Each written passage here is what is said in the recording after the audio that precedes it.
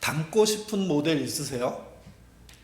이제 여기는 어린 사람들이 없으니까 적을 수는 있겠는데 그래도 이제 닮고 싶다. 나는 저런 사람 되고 싶다. 한참 지난 전에 제 아내가 그 외국에 있는 한 할머니를 닮고 싶다고 뭐 이렇게 얘기한 적이 있었어요. 그래서 그분이 나오는 다큐멘터리나 책 같은 거 찾아보면서 저 할머니 닮으면 좋겠다. 뭐 이런 생각을 가진 적이 있었는데 그 이후로 잊어버린 것 같더라고요.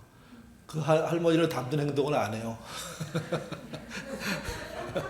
저는 닮았으면 좋겠는데 닮으려면 모델이 필요하잖아요. 또는 예가 필요하죠.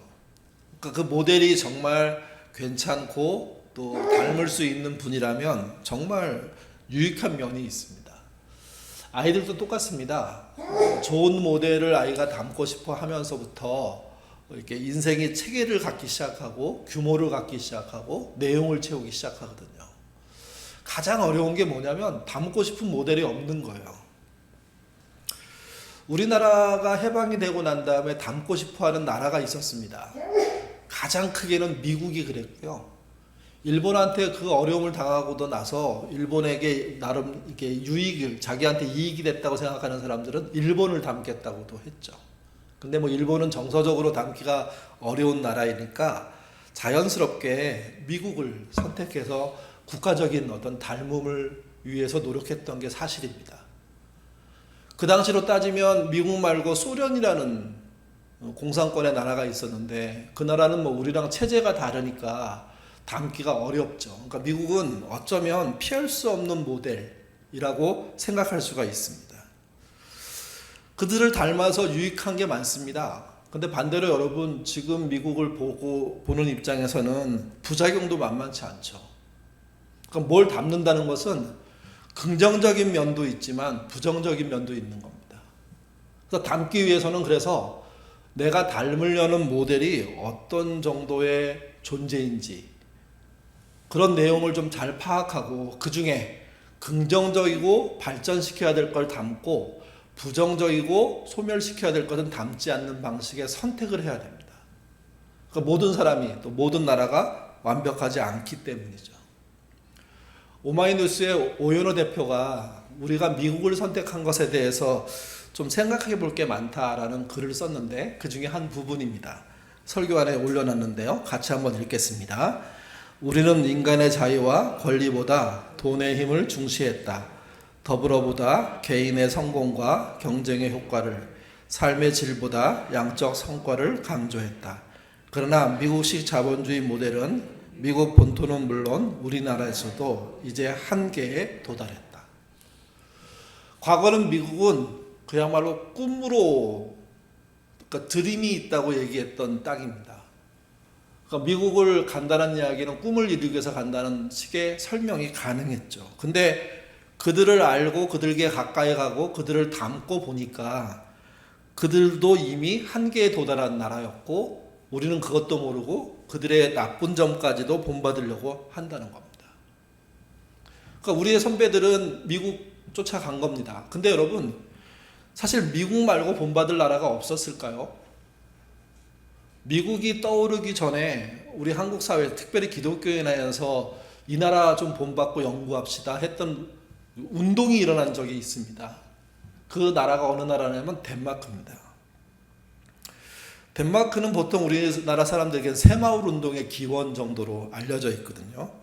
근데 새마을 운동 정도가 아니라 기독교적인 문화를 갖춘 국가 단위의 가장 좋은 모델로 우리의 선배 기독교인들은 생각했던 겁니다. 그 중에 한 명이 박태영이라는 분이 있는데 물론 나중에 이분은 친일 행각 때문에 역사에서 많이 지워지긴 했지만 그 당시 매일신보 편집장 했던 분이거든요. 그가 덴마크를 만나고 방문하고 공부하고 하면서 자신이 갖고 있는 영향력을 가지고 여러 가지 덴마크를 소개하는 일들을 합니다. 그러면서 이렇게 얘기해요. 막다른 골목에 처한 조선 민족의 연구 활로는 오직 덴마크를 배우는 데 있다. 물론 이런 말들이 나중에 박정희 대통령한테 영향을 줘서 새마을 운동을 덴마크에서 영향받아 했다고도 이어지긴 하지만 그 전에 이미 괜찮은 모델이 있었습니다. 그리고 그가 귀국해서 농촌의 정말인가 정말로 이렇게 이해하시는데 그게 아니라 농촌의 시작과 끝. 그러니까 한국 농촌이 어떻게 모양으로 시작해야 되고 어떤 모양으로 가야 하는지를 연구한 책을 발표하기도 했죠. 그리고 그것이 YMCA, YWCA와 연결되고 또 이화여대, 연대랑 연결되면서 활발하게 그 분야에 대한 노력들이 나왔고 그때 일했던 사람들이 김알란, 홍병선, 신흥우, 그 다음에 양주삼 이런 분들이 같이 일들을 했습니다. 근데 이들 중에 상당수가 친일로 변절하는 바람에 혼란을 겪기도 했죠. 이게. 그리고 김알란 박사 같은 경우는 논문 자체를 뭘 썼냐면 덴마크 농업 교육에서 조선의 교육이 무엇을 배워야 하는가 식의 논문까지 썼습니다. 저는 이 일이 좀 잘 진행돼 가지고 우리가 미국을 모델로 하지 않고 북유럽을 모델로 하는 방식으로 우리가 갔더라면 그러면 지금하고는 완전히 다른 복지국가를 이룰 수 있는 나라가 됐을 겁니다. 근데 안타깝게도 미국이 제일 세고 제일 크고 제일 부자고 제일 능력 있다고 생각하는 나라를 모델로 삼는 바람에 물론 경제적으로야 뭐 대단해졌죠. 그 다음에 어떤 열의와 성의와 능력과 결과로 따지자면 그 세상 전 세계에서 빠지지 않는 민족은 됐지만 단단한 기초를 갖고 있으면서도 서로 모두가 행복하는 나라를 만드는 것에서는 벗어났다는 겁니다. 그래서 모델이 중요합니다. 아이를 키울 때도 아이가 누구를 모델로 하는지 뭘 모델로 하는지 이게 굉장히 중요하고 그 처음에 모델을 아이가 똑같이 되지는 않지만 그게 점점 바뀌면서 더 나아지면서 커지면서 의미 있게 가는 거거든요. 또 한 가지는 어린 사람이 그렇고 과거에 모델이 있는 것도 중요하지만 지금 모델이 있는 것도 중요합니다. 연세가 이제 많이 드신 우리 권사님이나 또 우리 장로님이나 여기 계신 분들이 야, 이 나이에 무슨 모델이 필요해 이렇게 생각할 수 있는데 만약 여러분이 여러분의 미래를 바라볼 수 있는 좋은 모델이 실제 있다면 그러면 생각보다 빠르게 갈 수 있습니다. 생각보다 쉽게 갈 수 있습니다. 생각보다 많은 시행착오를 덜 거칠 수 있습니다. 그래서 모델이 중요한 겁니다. 신앙도 똑같습니다. 신자이지만 여러분은 누구를 모델로 하십니까? 여러분의 모델이 되는 존재는 누굴까요? 그분이 누구냐에 따라서 여러분의 신앙의 방향과 결과들이 달라집니다. 그 모델이 중요하다는 겁니다. 요한 1서에서 사도 요한은요, 본인이 이야기하고 있는 모든 신앙과 삶에 대한 모델을 딱 하나로 정합니다. 그게 누구냐면 하나님 아버지와 아들 예수 그리스도의 사귐 이렇게 정리합니다. 그러니까 한 분 하나님에 대해서만 얘기하는 게 아니라 아버지 하나님과 아들 예수님의 사귐이 자기가 생각하는 신앙의 모델이고 삶의 모델이라는 겁니다. 그리고 그것은 조금 뒤에 가서 다시 한번 보완되는데 어떻게 보완이 되냐면 성령님과 예수님의 사귐으로 보완이 됩니다. 결국은 뭘 얘기하는 거냐면 삼위일체 하나님을 모델로 하는 신앙생활을 나는 한다 라고 밝히는 게 요한 서신인 거죠. 그 사도 요한은 뚜렷했습니다. 세상에 성공한 사람들 아니면 출세한 유명한 똑똑한 사람들 그런 모델 같은 건 없었습니다. 삼위일체 하나님을 닮고 싶다. 그것이 내 삶이었으면 좋겠고 내가 함께하는 교회였으면 좋겠다.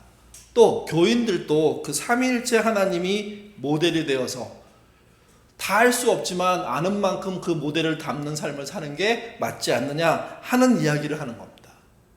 그게 요한 1서, 2서, 3서로 이어지는 거죠. 이것을 구체적으로 설명하는 내용들이 이어지는데요. 오늘은 2장 말씀 보도록 하겠습니다. 2장 1절부터 2절 말씀 같이 읽겠습니다. 나의 자녀들아 내가 이것을 너희에게 쓰면 너희로 죄를 범하지 않게 하려 함이라. 만일 누가 죄를 범하여도 아버지 앞에서 우리에게 대언자가 있으니 곧 의로우신 예수 그리스도시라. 그는 우리의 죄를 위해 화목제물이니 우리만 위할 뿐만 아니요 온 세상의 죄를 위하십니다. 죄는 성경에서는 두려움입니다. 하나님께 직접 나가지 못하고 걸림돌이 생기는 걸 말합니다. 죄는 사람이 저질러서 특별히 하나님이 하지 말란 일을 함으로써 생기는 겁니다.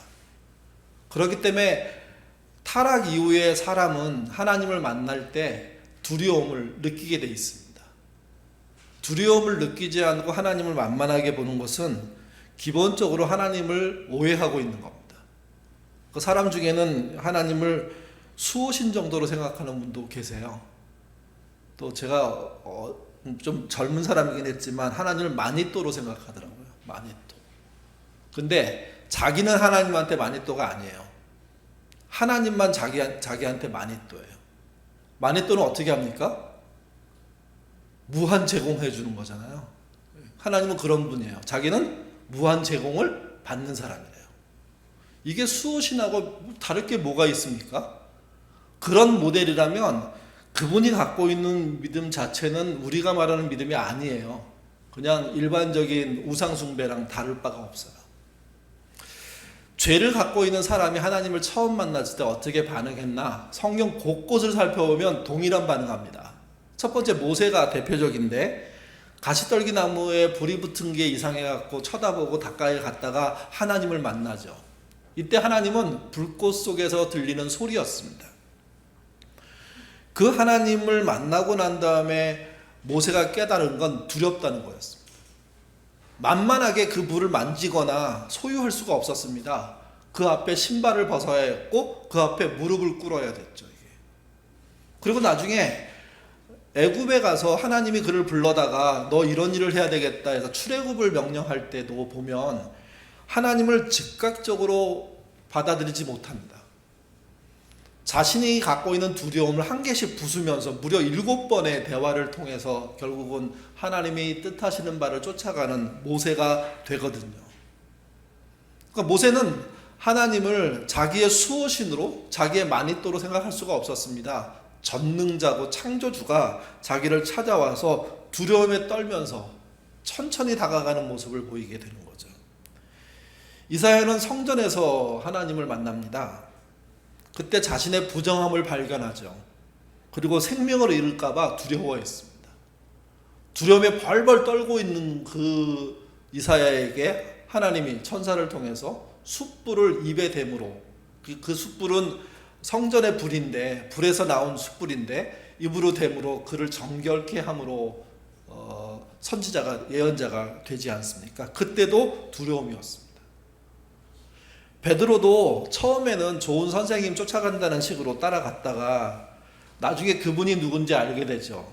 그 사건이 금물을 내려라 하는 사건을 통해서 알게 됩니다. 아, 이분이 보통 분이 아니구나.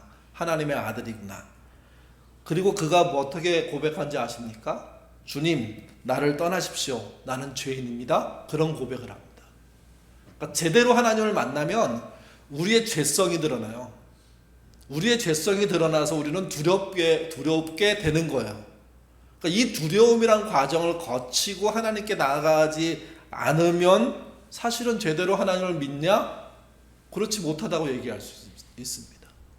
베드로만 그런 게 아닙니다. 야고보, 요한도 동일한 경험을 하죠. 또 사도 요한도요.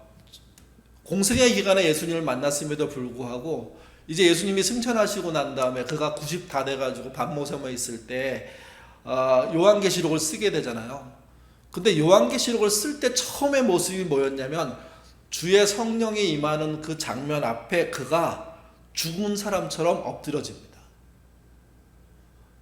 이미 충분히 예수님을 만났고 알고 있는 사이임에도 불구하고 특정한 사건 앞에서는 다시 두려움이 작동하는 게 사람이 할 수 있는 일반적인 반응이라는 거죠. 사도 바울도 똑같습니다. 다메섹으로 가는 길에 부활하신 예수님을 강력한 빛으로 만나잖아요. 사흘 동안 엎드려져 있었습니다. 앞을 못 보고 있었습니다. 아나니아라는 사람이 처음에 하나님께 그 성령님께 반대했죠. 내가 왜 그 사람을 도우러 갑니까? 그 사람은 우리를 죽이러 온 자입니다. 그때 하나님이 그에게 감동을 주시고 그가 할 일에 대한 소명을 알려주시면서 아나니아가 두려움 속에 그를 찾아가 안수기도 하게 되고 안수기도 후에서야 바울은 일어서게 되는 겁니다. 그러니까 다시 말씀드려서 죄의 문제는 십자가에서 해결됐다고 하더라도 여전히 우리를 하나님께 나아가는데 방해하는 요인이고, 그 요인에 대한 기본적인 태도는요, 두려움입니다. 이걸 좀 어려운 말로 하면 경외라고 하죠. 그러니까 이 마음이 없는 신자가 아닌 겁니다. 하나님을 만만하게 보고 부려먹으려고 하고, 심지어 일방적인 마니또라고 생각해서 하나님은 무조건 나한테 잘해야 돼. 그러니까 시중에 어떤 목사가 그랬잖아요. 목사도 아니지만 하나님 까불면 나한테 죽는다고. 그런 말이 나온 그 이면에는 하나님에 대한 두려움이 전혀 존재하지 않는 겁니다. 그 삼위일체에 대한 하나님의 사귐을 모델로 하고 있는 사도 요한이 우리에게 알려주는 것은 그분은 만만하게 우리가 끌어다가 쓸 수 있는 힘이 아니라는 거예요. 부려먹을 수 있는 그런 게 아니라는 거예요. 그분은 대단히 우리에겐 두려운 존재라는 사실부터 부각시킵니다. 근데 이것이 어떻게 무너졌느냐, 어떻게 새롭게 재건되었느냐, 그게 예수 그리스도의 은혜라는 거죠. 그 예수 그리스도가 십자가의 대속의 사건을 통해서, 속죄의 사건을 통해서, 심지어 사탄이 뭔가를 만들려고 하는 세상을 공격해서 침투해서 부서뜨리고 난 다음에 우리를 해방시킨 일 때문에, 그것 때문에 가능해졌다는 이야기를 반복해서 하는 겁니다. 왜 반복하느냐? 중요하기 때문입니다. 삼위일체 하나님을 모델로 하는데, 이 하나님을 모델로 할 수 있게 된 것은 예수 그리스도의 은혜 때문이다. 이게 1절, 2절이 하고 싶은 말인 겁니다. 그리고 난 다음에 사도 요한이 다시 또 권면을 이어갑니다. 3절에서 6절의 말씀 같이 읽겠습니다. 우리가 그의 계명을 지키면 이로써 우리가 그를 아는 줄을 알 것이요, 그를 아노라 하고 그 계명을 지키지 아니하는 자는 거짓말을 하는 자요, 진리가 그 속에 있지 아니하되 누구든지 그의 말을 지키는 자는 하늘의 그 속에서 온전하게 되었나니 이로써 우리가 그 안에 있는 줄을 아노라. 그의 안에 산다고 하는 자는 그가 행하시는 대로 자기도 행할지니라. 그리스도의 은혜로 하나님의 사귐을 모델로 삼아서 신앙생활을 하게 된 모든 사람은 그의 계명을 지켜야 된다고 얘기하고요. 이 계명은 십계명을 중심으로 얘기하는 건데, 기본적인 건 이런 겁니다. 공개된, 그래서 모두가 알고 있는 계명입니다. 그러니까 공개되지 않은 비밀의 계명은 존재하지 않습니다. 잘못된 교회들이 이것을 비밀스러운 어떤 다른 계명이 있는 것처럼 만들어내거든요. 그런 거 아닙니다. 전부 누구에게나 모두에게 오픈된, 믿거나 믿지 않거나 상관없이 다 공개된, 그걸 말합니다. 그래서 계명을 아주 간단하게는 십계명이라고 말할 수 있는 거죠. 그리고 이 십계명을 줄인 게 하나님을 사랑하고 이웃을 사랑한다는 게, 그게 율법 아닙니까? 그리고 율법의 완성이고요. 이 계명을 가지고 뭘 해야 되냐? 신자의 언행일치가 이루어져야 됩니다. 그 언행일치를 가지고 뭘 하는 거냐? 계명을 지키고 있냐 안 지키고 있냐를 판단할 수 있는 겁니다. 그 계명을 지키십니까? 그러면 그 계명을 지키는 자는 하나님의 사귐을 모델로 사는 사람이고, 계명을 안 지키십니까? 그러면 그가 교회를 아무리 열심히 나오고 심지어 목사고 장로고 권사라고 하더라도 그는 하나님의 삼위일체 하나님의 사귐을 모델로 신앙생활하는 사람이 아니라는 거죠. 이 계명을 줄임말이 사랑입니다. 그래서 이제 7절부터 8절로 넘어가면 그 계명을 사랑이란 단어로 바꾸고, 이게 어떻게 옛날 계명과 지금 계명이 연결되는지 설명합니다. 같이 보시죠. 7절, 8절입니다. 읽겠습니다. 사랑하는 자들아, 내가 새 계명을 너희에게 쓰는 것이 아니라 너희가 처음부터 가진 옛 계명이니 이 계명은 너희가 들은 바와 말씀하거니와 다시 내가 너희에게 새 계명을 쓰노니 그에게와 너희에게도 참된 것이라.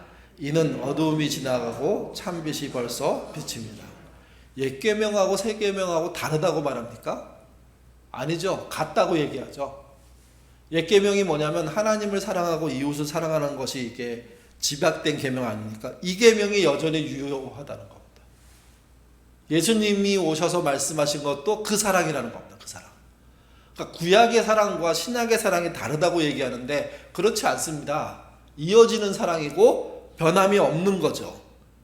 요한복음 13장 34절에 이렇게 말합니다. 새 계명을 너희에게 주노니 서로 사랑하라. 내가 너희를 사랑한 것 같이 너희도 서로 사랑하라. 그게 구약의 계명과 뭐가 다릅니까? 구약은 제물을 희생시킴으로 죄를 사하는 것이고 신약은 예수를 믿음으로 죄가 사해진다는 그 방식, 제사의 방식이 달라진 것 뿐이지. 그러나 내용은 같다는 이야기인 거죠. 그래서 하나님의 사귐을 본받고자 하는 사람은 계명을 지켜야 되고 그 계명은 옛 계명이든 새 계명이든 사랑이라는 겁니다. 그리고 난 다음에 사도 요한은 그 예를 구체적으로 말합니다. 9절부터 11절입니다. 같이 읽겠습니다. 빛 가운데 있다고 하면서 그 형제를 미워하는 자는 지금까지 어둠에 있는 자요. 그의 형제를 사랑하는 자는 빛 가운데 거하여 자기 속에 거리낌이 없으나 그의 형제를 미워하는 자는 어둠에 있고 또 어둠을 행하며 갈 곳을 알지 못하나니 이는 그 어둠이 그의 눈을 멀게 하였습니다. 결국은 어둠에서 벗어나는 삶으로 증명하라는 거예요. 근데 그 어둠을 뭐라고 표현했냐면 형제를 미워하는 마음 이렇게 표현했습니다. 이때 형제라는 것은 가족 안의 형제도 되지만 주 안에도 형제가 된다는 의미로 확대해서 보셔야 됩니다. 그러니까 사람을 미워하는 마음 그게 어두움이고 빛 안에 거하지 않는다는 증거라는 거죠. 그 사람은 누굴 모델로 하고 있지 않다는 뜻입니까? 삼위일체 하나님을 모델로 하고 있지 않다는 겁니다. 그래서 빛 대신 하나님, 삼위일체 하나님의 그 모델을 쫓아가는 사람들은 결국 어떻게 결론이 나야 되는 거냐면 계명을 지키는 것으로, 사랑하는 것으로, 형제를 미워하지 않는 것으로 결론이 나야 된다는 겁니다.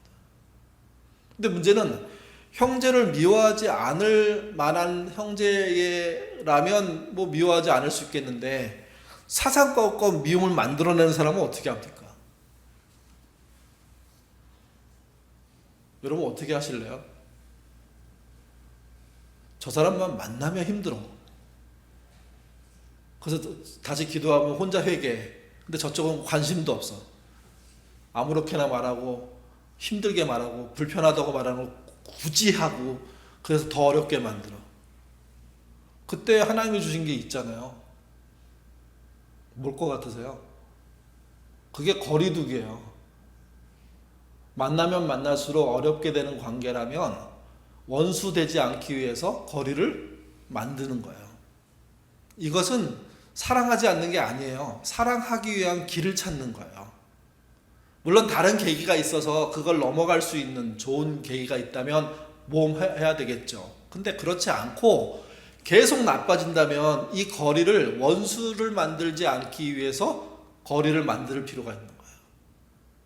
피해주기도 하고 그 사람이 뭔가 역할을 할 때 슬쩍 빠져주기도 하고 그 사람이 없을 때 내 역할을 찾아서 하기도 하고 그런 식으로 이게 공평이란 뜻이에요. 이게 기독교인의 사랑은 평등이 아니에요. 모두를 똑같이 해주는 거, 모두 100원씩 주는 이런 게 아니에요. 이쪽이 500원 필요하고 이쪽이 100원이 필요하다면 이쪽은 500원을 만들어주는 일을 해주는 거고 100원이 필요한 쪽은 100원을 만들어주는 일을 해주는 거예요. 이게 깨지니까 원수를 사랑하겠다고 늘 막 통곡하면서 기도하면서 실제 만나갖고 늘 싸우고 이걸 그래서 대판 더 크게 판 싸움을 만드는 거예요. 아니 그 싸움의 판을 안 만드는 게 지혜인 거예요. 적당한 거리가 그래서 필요한 거예요. 적당한 거리. 부부 사이도 똑같지 않습니까? 그 말을 하면 그렇게 싫어하는데 굳이 그 말을 해가지고 왜 싫어하냐고 따져가지고 이길 이유는 뭐예요? 그거에 대해서는 눈 감아주고 그거에서는 거리를 둬주고 도저히 안 된 상황까지는 견디다가 도저히 안 될 때만 어쩌다 한번 얘기하는 방식의 길을 못 찾으면 사실은 다른 관계 모두가 깨지는 거죠. 그래서 형제를 사랑하는 것이 사도 요한이 말한 하나님과의 사귐을 모델로 하는 사람들이 보여줄 수 있는 가장 좋은 것인데 그게 하나님을 사랑하는 것이고 계명을 지키는 것인데 그거를 하라고 얘기하는 거예요. 그걸요. 여러분, 요한일서는 핍박받는 시대에 등장했던 메시지예요. 거기 나가서 전도하라는 얘기 있는 거 보셨습니까? 헌금하라는 얘기 있는 거 보셨습니까? 그게 아니에요. 사람을 견디라는 거예요. 사랑하라는 거예요. 근데 그 사랑이 도저히 이루어질 수 없고 어려워지는 관계라면 지혜롭게 거리를 두고 공평을 만들라는 거예요. 원수로 가지 않기 위한 노력과 수고를 긴박하게 해내라는 거예요. 그러면 그 사람이 제대로 된 신자의 모습으로서 사는 거죠. 또 한 가지는 그게 각자 도생을 안 하는 거예요. 더불어 함께 사는 거예요. 여러분, 싸워서 원수가 되는 게 각자 도생이죠. 싸우지 않도록 피해 주는 거, 그리고 자리를 여백을 만들어주고 활동할 수 있게 해주고 자기는 덜 활동하는 거, 이게 사랑하는 방식 중에 한 가지인 겁니다. 형제가 싸움을 일어나면 부모가 그런 분 계시더라고요. 굳이 같은 시간에 오라고 하는 분이 계시고요. 어떤 분은 너는 이때 왔다 가, 너는 이때 와. 그래서 충분히 서로 얘기하면서 혹시 둘이 만나도 될까 가능성을 타진해보고 다음에는 같이 한번 만날까? 서로 존중해 주는 거죠. 그리고 만나겠다고 얘기했을 때 그러면 내가 이렇게 할게 하면서 주선을 해주는 거예요.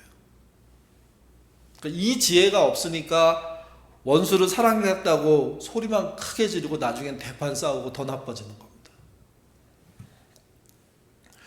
천지를 창조하신 하나님께서 매일의 일과를 마치시면서 했던 이야기가 보기에 좋았더라 아닙니까? 하나님이 보시기에 좋았더라. 성경 그렇게 기록했죠. 그리고 여섯째 날 마지막 날에 대한 창조의 결론은 심히 좋았다라고 얘기를 합니다. 이때 심히 좋았다는 말을 쓰게 된 이유는 마지막 날 사람이 창조돼서 그런 것이다. 또 하나님의 창조가 완성됐기 때문이다. 보통 그렇게 설명을 합니다. 그리고 그 다음에 이어지는 건 무엇이냐면 하나님과 사람의 사귐입니다. 에덴 동산에 하나님이 영으로 임재하신 것 같아요. 육체는 아닌 것 같고. 그때 사람은 알았습니다. 그분이 오시는 것, 대화하는 것, 함께 하는 것을 늘 하고 있다가 죄를 짓고 나니까 그걸 못하게 되죠.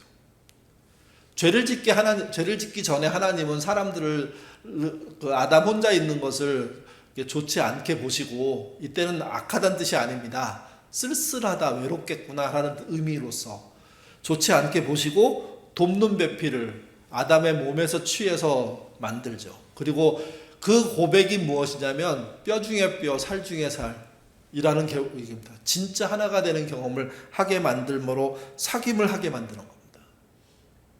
그러니까 원래는 죄가 안 지어졌다면 그 관계가 확장돼서 국가가 되고 여러 나라가 되고 지구촌이 되고 이런 식으로 확대됐어야 되는데 타락함으로 그게 무너진 거라는 거죠.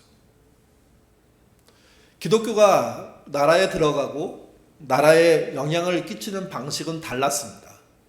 미국 방식이 달랐고요. 영국 방식이 달랐고요. 덴마크 방식이 달랐습니다. 북유럽의 몇몇 나라들은요, 그 사랑을 더불어 함께로 받아들였습니다. 물론 초기에는 잘못 이해해가지고 제국주의적인 성격을 띄었지만 결국 그 제국주의의 병폐를 깨닫게 된 그들이 택한 것은 더불어 함께 살 수 있는 국가를 만들자, 그런 노력으로 갔는데 덴마크가 그 중에 대표적인 나라입니다. 국민의 80%가 기독교인이거든요.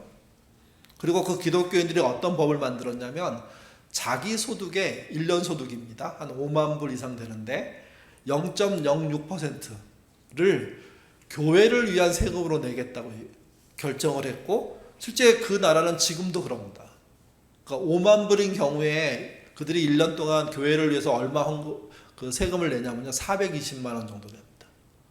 1인당. 우리는 이제 북유럽의 나라들을 생각할 때 교회도 안 가고 완전히 엉망됐어. 근데 덴마크 사람들은 80%가 기독교인이라고 스스로 생각하고 있고 세금 0.06% 내는 거에 대해서 반대하지 않습니다. 그렇게 내서 교회는 잘 훈련된 목사가 목회하도록 보장해주고 태어나는 순부터 죽을 때까지 가장 중요한 일을 전부 교회가 해주는 것으로 그들의 믿음의 방식들을 사회적으로 정리하죠. 사실은 우리도 그런 모델로 갔으면 좋을 뻔했습니다. 미국식으로 가지 않고 각자 도생으로 가지 않고 지금의 교회들이 아마 훨씬 더 나은 방법들을 선택할 수 있었을 거죠. 우리가 우리의 신앙 모델을 뭐 미국이다 덴마크다 그걸 따지기 이전에 진짜 중요한 모델을 삼위일체 하나님이거든요. 그 하나님의 사귐을 모델로 여러분 하셔야 되고 그 사귐이 가리키는 방향을 사도 요한이 형제 사랑이라고 얘기한 겁니다. 그 사랑을 이루시려고 하셔야 되고요. 그리고 부탁드리건데 얽히면 얽힐수록 어려워지는 사람이라면 거리두기가 방법입니다. 원수 맺는 방법으로 가지 않는 길들을 찾으셔야 되는 겁니다. 덴마크는 이것을 어떻게 표현했냐면 주기도문으로 표현했습니다. 뜻이 하늘에서 이루어진 것 같이 땅에서도 이루어지는 사회 만들자. 그래서 그들이 실제 덴마크란 나라를 그렇게 만들었고 덴마크의 정신적인 지주가 그룬투비 목사님인데 그 목사가 했던 많은 설교 중에 요약이 하나님 사랑하고 이웃을 사랑하고 조국을 사랑하자는 게 그들의 모토거든요. 그러니까 그들이 그런 모델을 가진 게 합당했기 때문에 나라적으로 이루어진 겁니다. 그에 비해서 우리나라는 약한 겁니다. 무슨 말이냐면 우리나라의 기독교인이 꽤 많음에도 불구하고 그런 나라로 갈 수 있는 여지는 별로 없습니다. 왜 그러냐면 지금 교회를 사회가 싫어하기 때문이죠. 저는 지금이라도 모델을 제대로 세워야 된다고 생각합니다. 우리의 성공과 출세가 아닌 삼위일체 하나님의 사귐을 본받는 교회, 그걸 본받는 신자가 되겠다는 목표로 하루하루 살아간다면 어느 시간대에 가면 사회에서 봤을 때 저들은 이기적인 집단은 최소한 아니다. 더불어 함께 살기 위해서 노력하고 수고하는 사람들이 맞다. 그렇게 평가하는 것이 올 거거든요. 저는 그런 기도를 우리가 해야 된다고 생각하고 그런 시도를 해야 된다고 생각합니다. 그러면 어느 날 좀 더 나은 목표의 교회, 좀 더 의미 있는 그런 한국교회가 되는 거죠. 덴마크의 페르테 듀센이라는 목사님이 자기 나라가 갖고 있는 기본적인 신앙에 대해서 설명하는 부분이 있는데 같이 한번 마지막으로 읽어보도록 하겠습니다. 덴마크는 가난하거나 아픈 사람을 도와야 한다는 책임감이 분명한 사회입니다. 이런 연대 정신의 뿌리는 기독교의 사랑입니다. 서로 사랑하라는 기독교 정신이 덴마크의 인간관계와 사회구조를 만드는 데 깊은 영향을 주었습니다.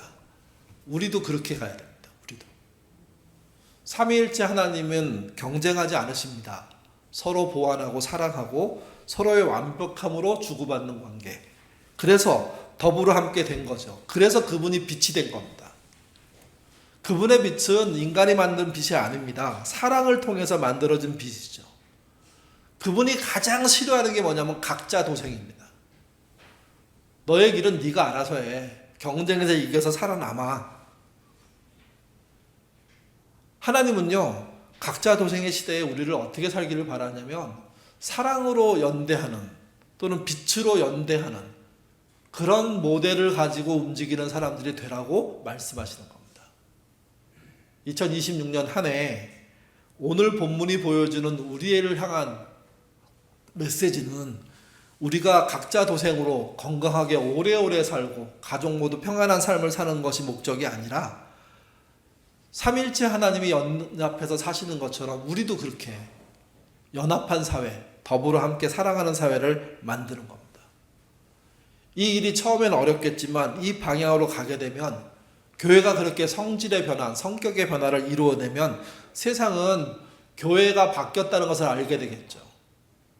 지금처럼 행동하면 쉽지 않습니다. 그리고 삐죽삐죽 튀어나오는 교회 안에 중요한 인물들의 탈선이 우리 교회가 얼마나 엉뚱하게 하고 있는지를 계속 보여주게 될 겁니다.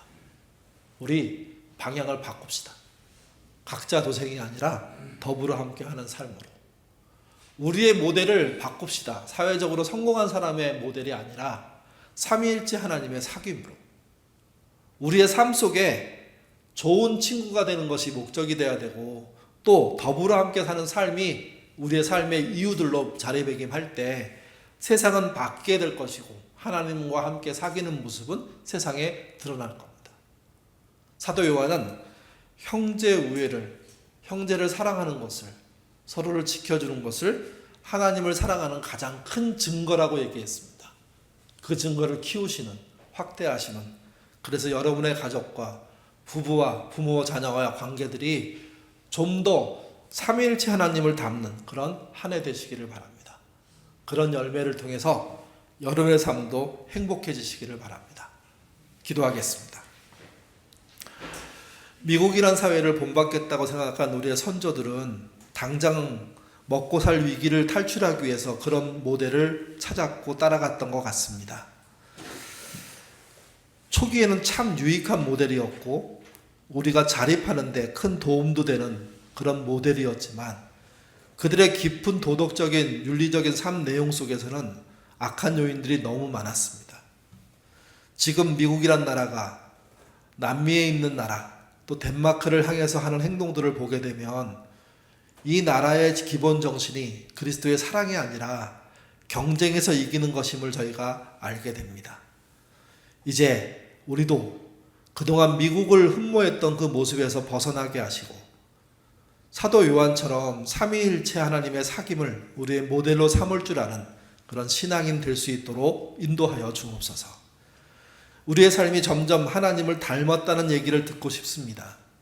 2026년은 길게 남은 것 같지만 이 시간도 어느 순간에 마지막 날을 맞이하게 될 겁니다. 세월을 아끼라고 말씀하신, 때가 악하니 세월을 아끼라고 강조하신 그 주님의 뜻들을 우리가 알아듣게 하시고 내게 주어진 소중한 시간 낭비하지 않고 삼위일체 하나님의 사귐을 담는 그 노력을 하는 우리 모두가 되도록 인도하여 주옵소서. 우리의 사랑이 내 가정의 울타리 안에만 머물지 않기를 원합니다.